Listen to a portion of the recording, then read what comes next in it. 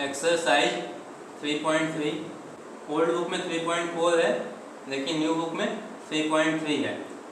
इसमें elimination method से pair of linear equations को सॉल्व करना है। तो यहाँ पे देखेंगे कि एलिमिनेशन मेथड क्या होता है। इसमें एलिमिनेट करते हैं एक वेरिएबल को और उसके बाद सॉल्व करते हैं। तो एक एग्जाम्पल से समझेंगे। यहाँ पे अगर दो इक्वेशन है, pair of linear equations in two variables, तो यहाँ पे किसी भी एक वेरिएबल वाले टर्म को दोनों इक्वेशन में सेम कर देते हैं। जैसे यहाँ पे सपोज एक इक्वेशन है 2x minus y equals to 7, 3x plus 2y equals to 16। तो या तो 2x वाले टर्म को दोनों इक्वेशन में सेम कर देंगे, इसको भी सेम बना देंगे और इसको भी सेम बना देंगे, या y वाले टर्म को दोनों इक्वेशन में सेम करते हैं। सपोज यहाँ x वाले टर्म को अगर सेम करना है तो इसको अगर 3 से मल्टीप्लाई कर दें तो ये भी 6 हो जाएगा, एंड इसको अगर 2 से मल्टीप्लाई कर दें तो ये भी 6 हो जाएगा। तो इस तरह से अगर दोनों 6 हो जाएगा तो फिर हम यहाँ पे सब्ट्रैक्ट कर सकते हैं। तो ये जो वेरिएबल है एलिमिनेट हो जाएगा, रिमूव हो जाएगा और सिर्फ y ही बचेगा इक्वेशन में सब्ट्रैक्ट करने के बाद जो इक्वेशन आएगा।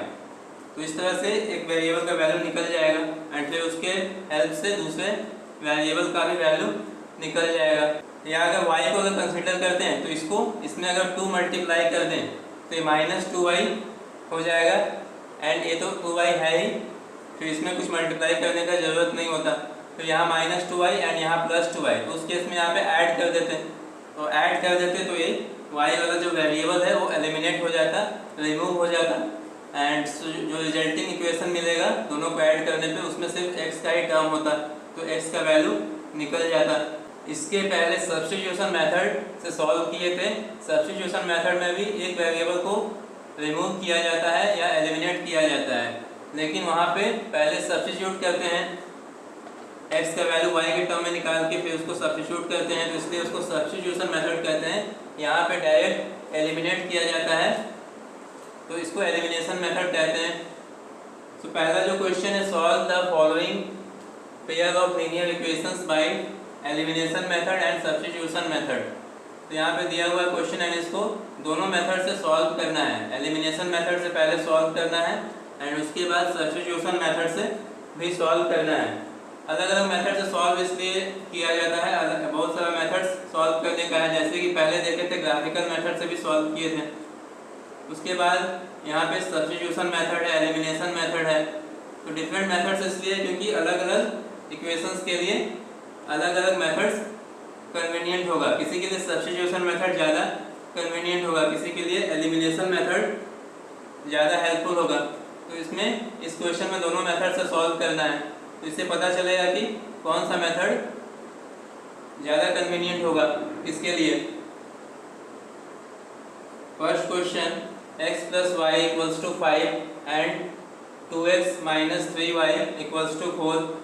तो इसको सबसे पहले एलिमिनेशन मेथड से सॉल्व करना है। यहाँ लिख सकते हैं given equations x plus y equals to 5 and 2x minus 3y equals to 4।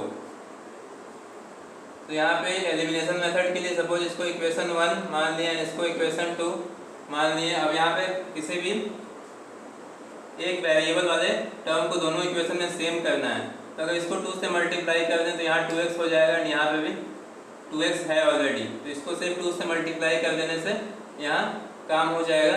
तो इसको यहाँ इक्वेशन 2 से मल्टीप्लाई कर दिए हैं।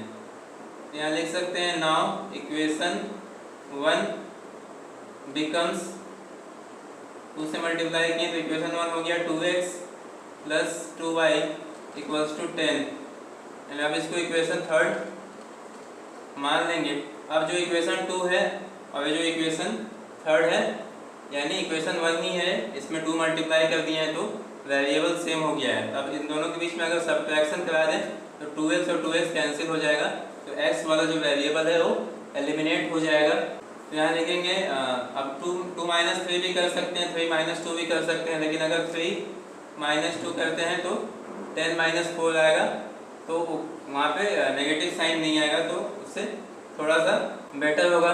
3 माइनस 2 यहाँ पे लिखेंगे 2x plus 2y equals to 10, नीचे लिखेंगे 2x minus 3y equals to 4 subtract करना है तो यहाँ पे साइन चेंज हो जाएगा माइनस प्लस, एंड यहाँ पे +4 है तो माइनस हो जाएगा, तो यहाँ पे ए कैंसिल हो जाएगा एंड यहाँ पे जो रिजल्टिंग मिलेगा वो हो जाएगा 5y इक्वल्स टू 10 - 4 6।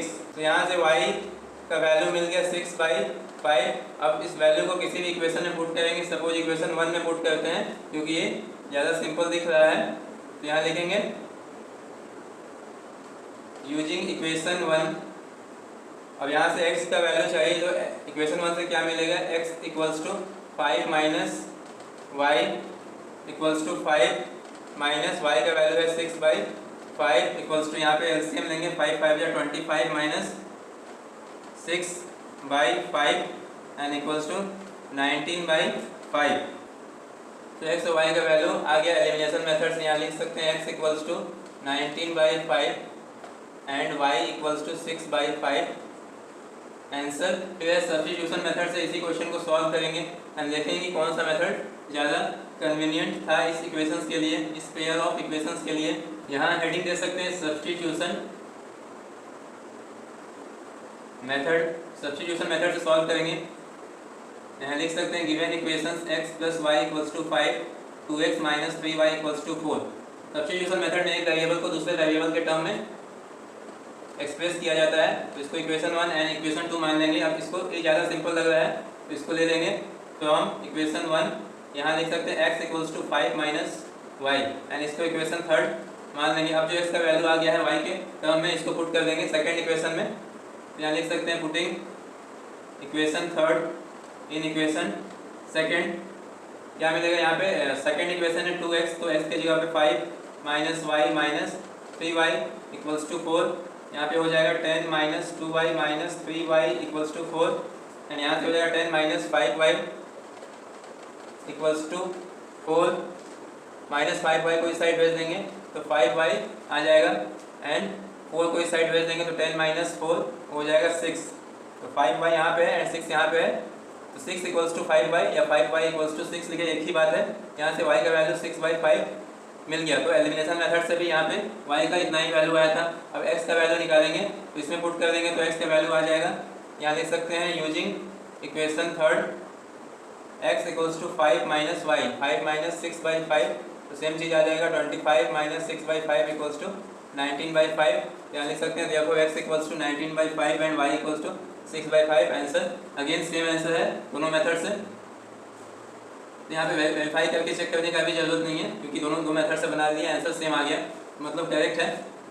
तो जो भी मेथड से ज़्यादा कन्वीनियंट होगा, अलग अलग इक्वेशन के लिए अलग अलग मेथड कन्वीनियंट होता है, इसलिए डिफरेंट मेथड्स पढ़ते हैं।